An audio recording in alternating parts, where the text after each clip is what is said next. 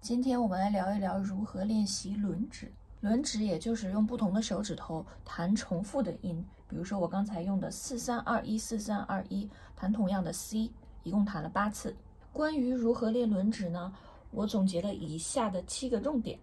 第一点是要用指尖触键，不可以折指。折指就是一关节塌下来了，那这样子呢，音是弹不快的，一定要用指尖来触键，用这个地方来触键，而不是。第二点呢是触键要短，就好像钢琴的表面特别的烫，碰一下就回来，碰一下就回来。第三点呢是动作要小，如果动作大的话，花费的时间就比较长。动作一定要小。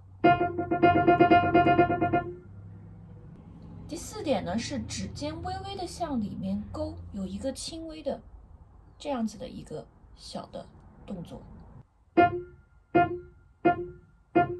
这个动作呢是可以保证触键的清晰。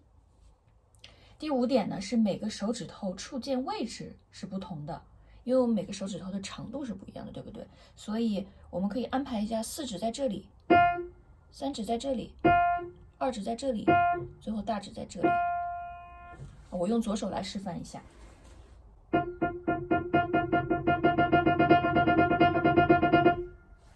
第6点呢是切记不要太用力，如果太用力的话，键盘是很难反弹回来的。比如说错误示范，正确的演奏方式应该是轻巧的按下去，这样子键盘才比较容易反弹回来。第7点呢是把需要演奏的音分组练，比如说开头我弹的8个 C、8个 D、8个 E， 一直到下一个 C， 我们就可以把每一个音都分成2组，每组里面有4个音，1、2、3、4，然后第2组1、2、3、4。每一组在弹的时候呢，手指都要放松，有一个轻轻的画圈的一个小动作。然后我们逐渐的把每一组之间的距离缩小，最终缩到没有距离。最后呢，我们再把所有的音都连起来。